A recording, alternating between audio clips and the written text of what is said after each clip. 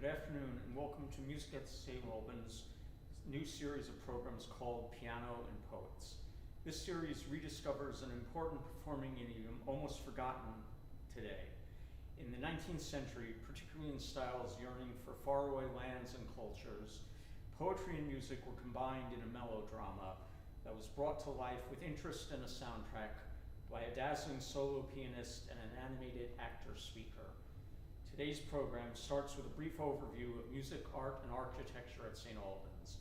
Then pianist Jason Andrews brings to life the works of several composers, including Charles Tomlinson Griff's spectacular The Pleasure Dome of Kubla Khan. While often played as a solo work, we hope you'll agree that it takes on new life when combined in performance with the original depictive poem by the English Romantic poet Samuel Taylor Coleridge. Thank you for joining us, and we hope you enjoy the program.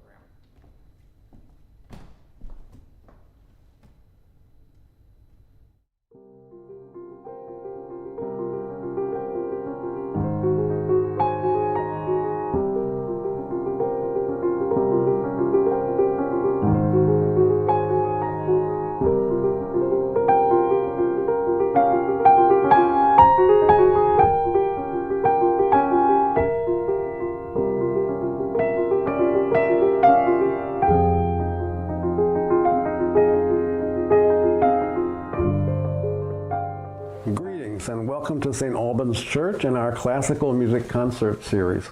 My name is Father Greg Morgan. I'm the priest in charge here, and I'm speaking to you from the rectory, which is just steps away from the church building, which dates back to 1865, when its architectural style, which was called Carpenter Gothic, was very much in vogue. The concerts take place there, and in a moment I'm going to introduce you to our music director, who will give you more specific information about the particular concert that you're going to be hearing.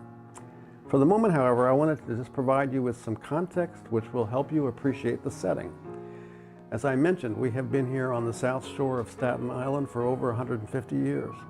We were founded by a group of settlers who had worshiped in the Church of England prior to emigrating.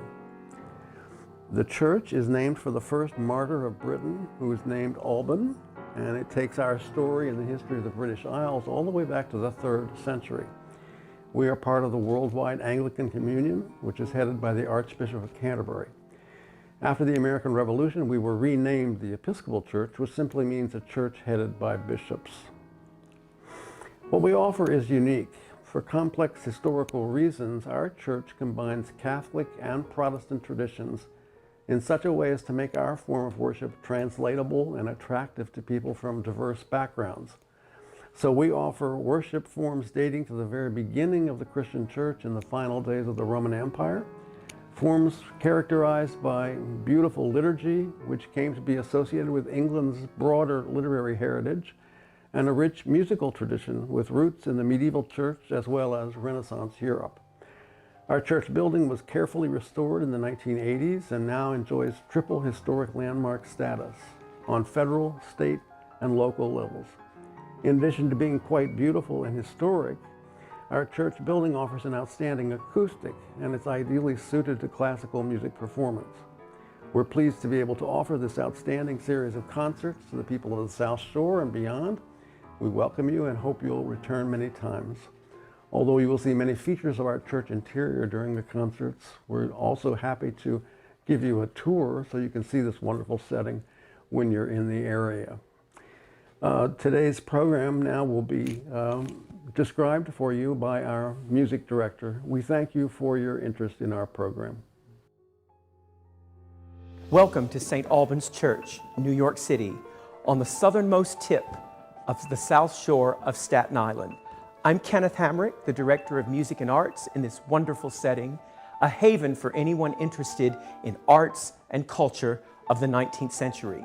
St. Albans Church welcomes concerts, artistic endeavors, and study programs in this jewel of a church.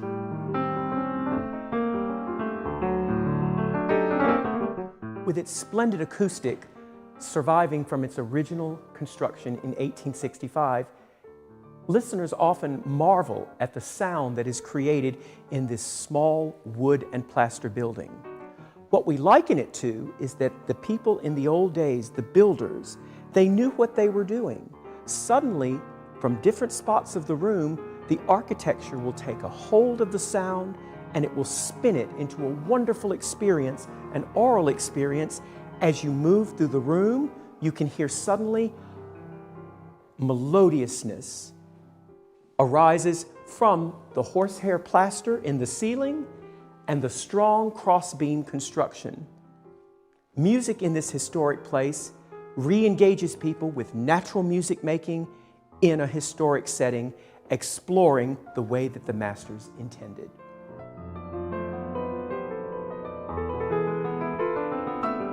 I'm standing in the historic chancel, added in 1865, with detailed architectural persuasions, we would say, that were new in its day, which suddenly allow for even the smallest whisper to be heard throughout the church. It is our most recent exploration into restoring this jewel. You will see the beautiful historic colors that are maintained here. This took 2 years of detailing through the plasterwork to explore then what were these wild and experimental colors that were used, and the elaborate details in milk-based paint, gold leaf, and then particular architectural details which you will see, which all work together, combining for this splendid acoustic that we say there are no secrets unheard in this church, because the voice travels all the way to the back.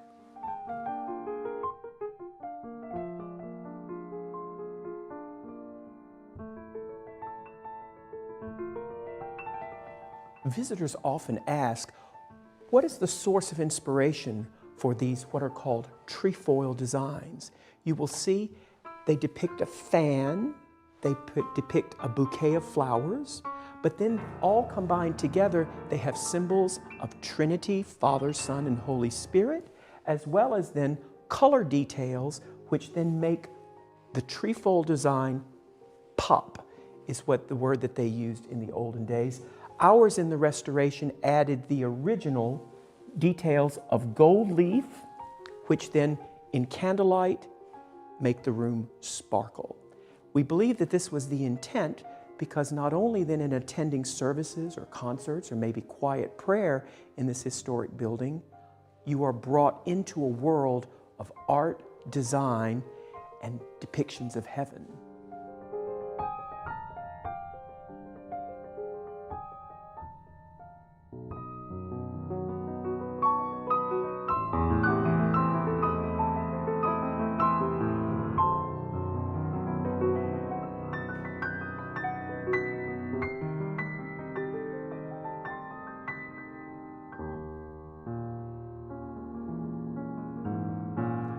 The ceiling of the chancel, which then you can see is divided into panels, depicts what is called Tree of Life.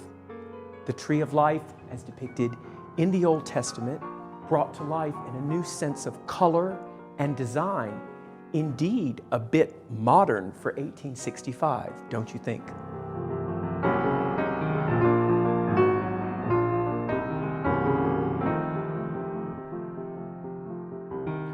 When you work at such an interesting place as St. Alban's Church, you are always discovering secrets.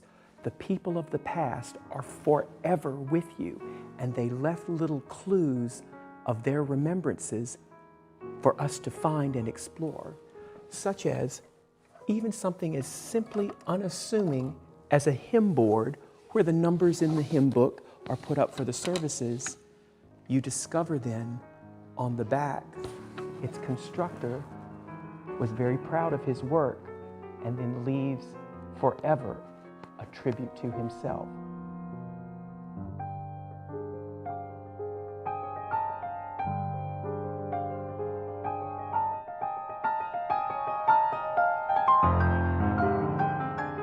In this historic structure also lays home to important 19th century musical instruments, such as the Hook and Hastings pipe organ of 1883, which was moved to this place in 1981 to 1983 when it was rescued from the Canadian border with a church that was being demolished for a superhighway.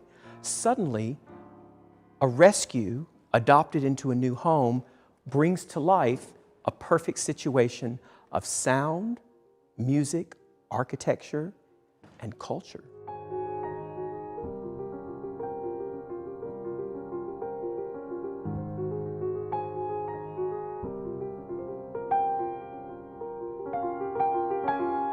Since its founding in 1865, curiously, the music program has been professional, welcoming musicians from Manhattan and south to Philadelphia.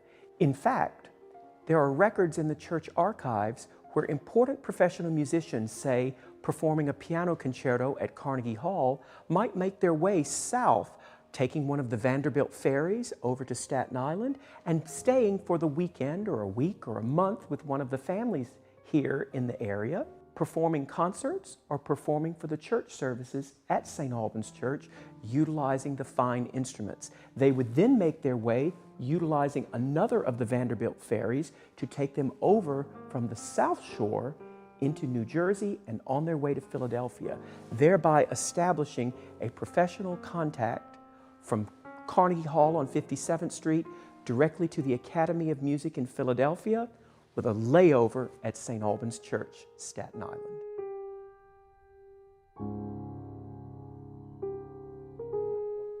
Exploring little interesting facts about how we learn about the people of St. Albans Church historically, we can look at something like the triptych of the Blessed Mother in the back surrounding the baptismal font, painted by the renowned icon painter John Walstead.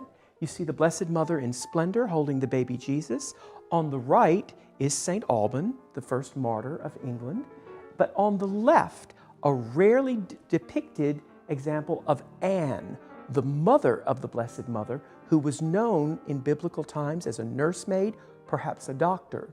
Thereby, perhaps then, some of the old families that you'll discover were interested in medicine and community engagement. This triptych was then in 2010 created to honor the retirement of Father Frederick Schraplau, the longtime rector here, given by Jim Mitchell. I'm standing on the first level of the bell tower of St. Albans Church, which was important to the people to add in 1865, particularly why they have a tolling bell which then alerted all the workers in the fields, both when the service was happening, but particularly when they were praying the Lord's Prayer, they would know to join in while they were working out in the fields.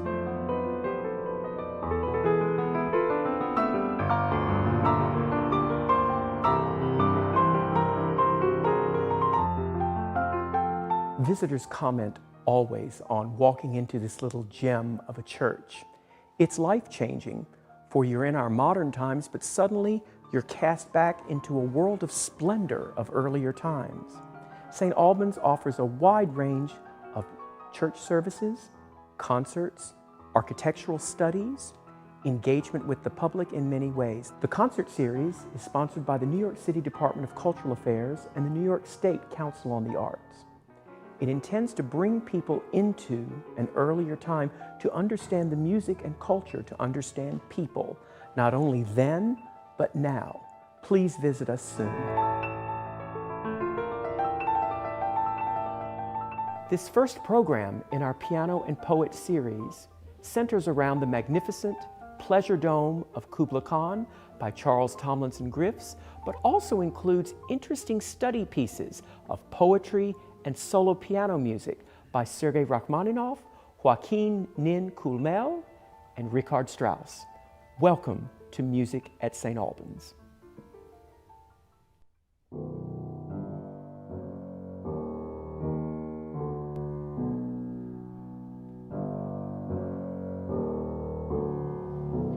In Xanadu did Kubla Khan a stately pleasure dome decree, where Alf, the sacred river, ran through caverns measureless to man, down to a sunless sea.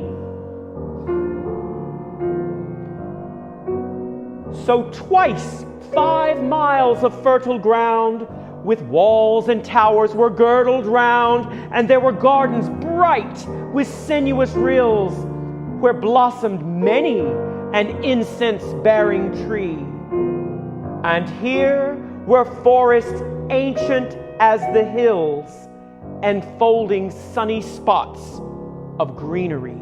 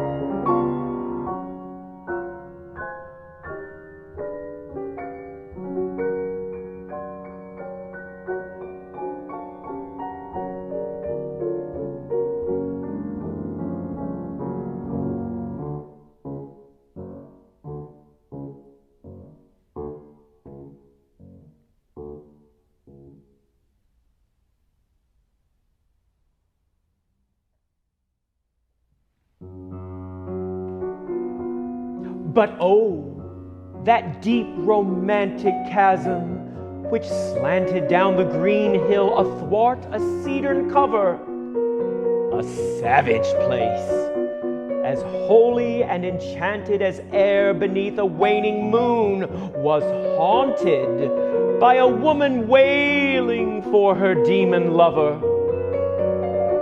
And from this chasm, with ceaseless turmoil seething, as if this earth in fast, thick pants were breathing, a mighty fountain momently was forced, amid whose swift, half-intermitted burst, huge fragments vaulted like rebounding hail, or chaffy grain beneath the thresher's flail.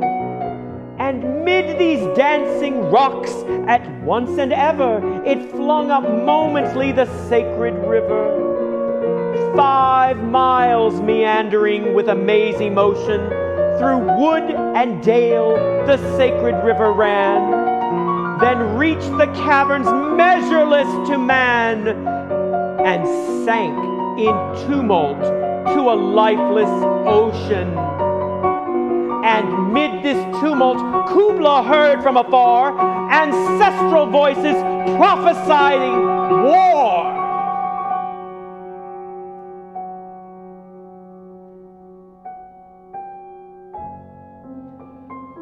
The shadow of the dome of pleasure floated midway on the waves, where was heard the mingled measure from the fountain and the caves. It was a miracle of rare device, a sunny pleasure dome with caves of ice.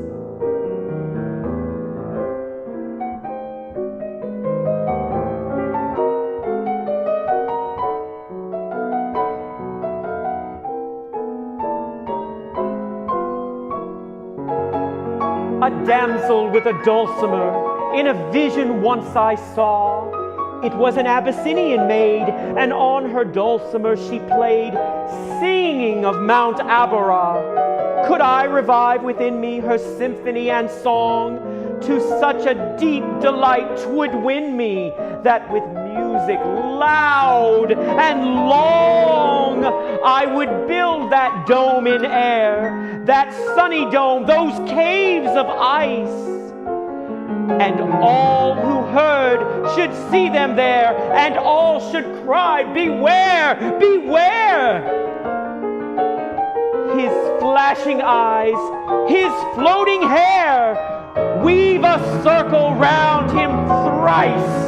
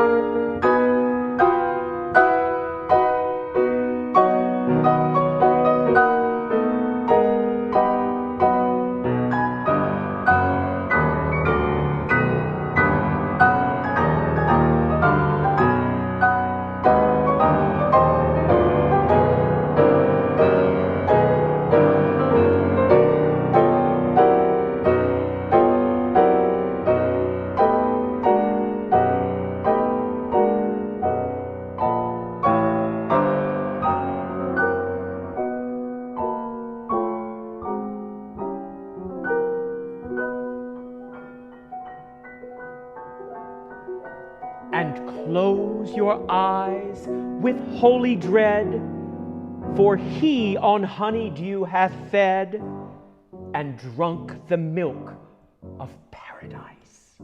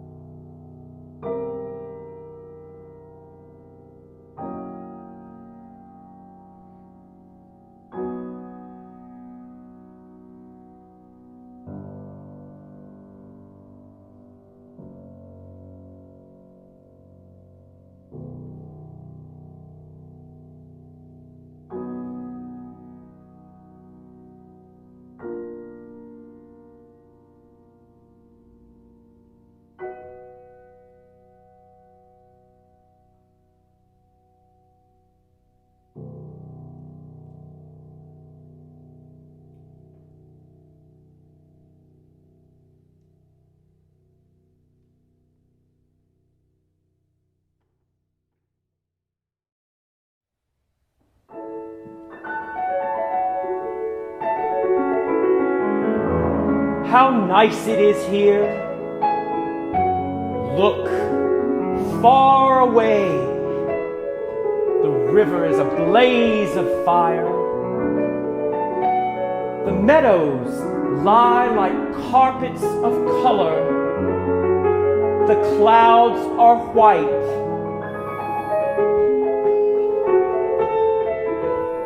Here there is no one. Here it is silent. Here is only God and I, the flowers, the old pine tree, and you, my dream.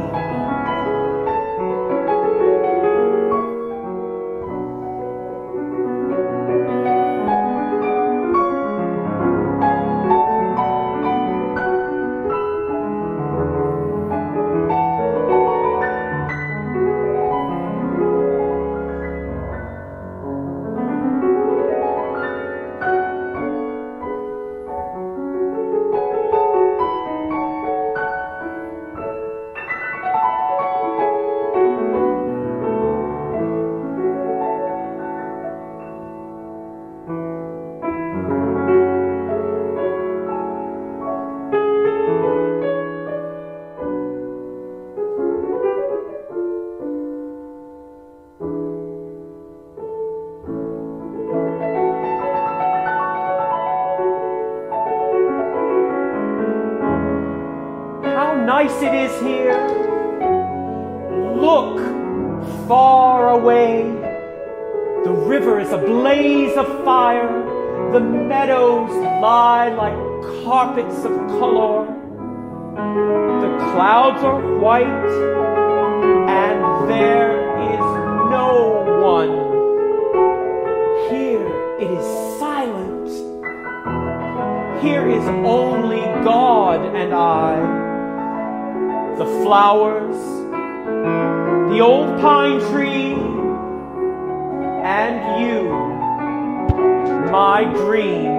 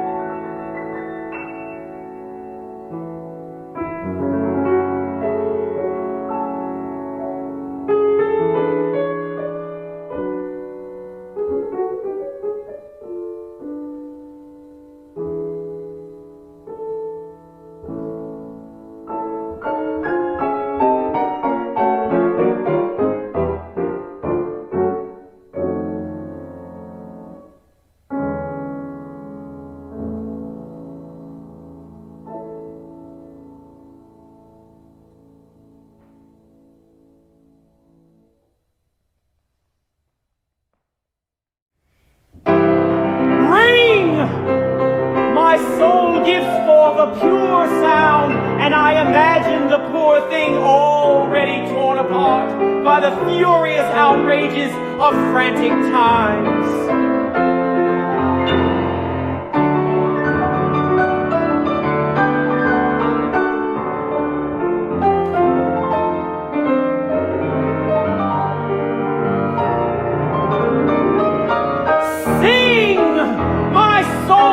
Confessional song of exuberance proclaimed. Lift the pall from your heart. Hail to the chiming note within. Ring, sing, ring. Ring out your life. Fresh upwelling image. Blossoming has taken place upon the withered field.